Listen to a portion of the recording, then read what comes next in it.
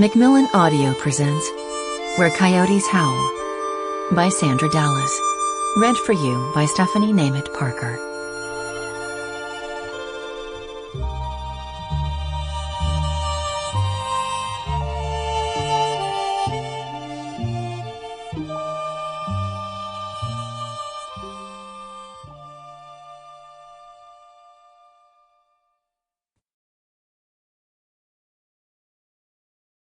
Bury me not on the lone prairie, where coyotes howl and the wind blows free.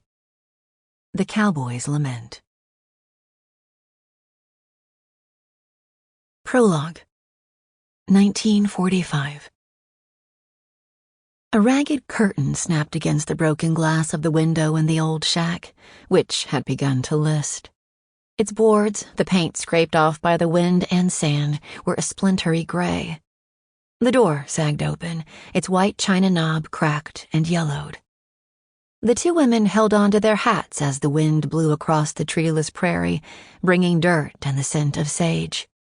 The older of the two put her hand on the door as if to knock. "It doesn't seem right just walking in." She laughed a little.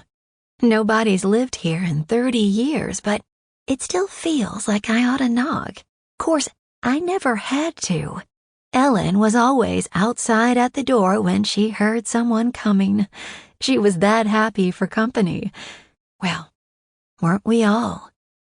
She pushed the door open, and the two walked across the floorboards to a kitchen chair that lay in the dust. Two of its legs were broken off. The cracked chimney of a kerosene lamp lay nearby. Everything left behind that was worth anything got hauled off long ago. Not that there was so much. "Stolen?" the second woman asked. "Oh no, Martha. When folks moved on, they left things behind, and people just took them. It was expected." The woman picked up what remained of the chair, running her hand over the pressed wood back.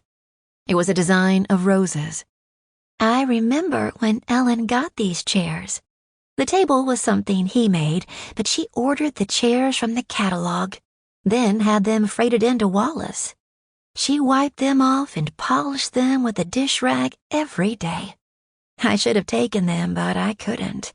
That was before I married, and I didn't have any place for them. Besides, it would have made me cry to sit on one of them. I hope whoever got the other ones didn't chop them up for kindling."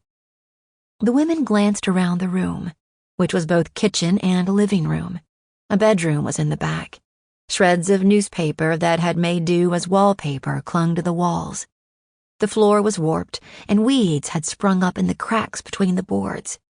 A scrape of faded blue material was caught on a nail. The room had a moldy smell like old pancakes, and the older woman led the way back outside. "It's been deserted all these years, but I still feel like an intruder. I hope you don't mind me stopping. I think of it like I'm paying my respects." She was lost in thought a moment, then said, 30 years. Look what's happened in all that time. She came here about the time of World War I, and now we've had a Second World War. We've got refrigerators and gas stoves and Hoover vacuum cleaners. There are motor cars going up and down the road. Whoever thought back then that airplanes would be flying over Wyoming? A murder of crows suddenly rose into the air and flew off over the prairie, which was covered with long, dry grass for as far as you could see. The blue sky went from horizon to horizon without a hill or a mountain to block the view.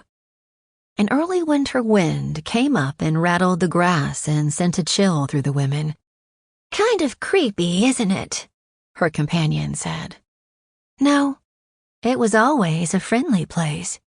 Did anyone move in after them?" "Maybe a drifter or two, a cowboy looking for a place in a storm, but nobody permanent. I'm glad. It wouldn't have seemed right, somebody else in her house." The woman's shoe had come untied, and she braced her back against the house while she tied it. Sample complete.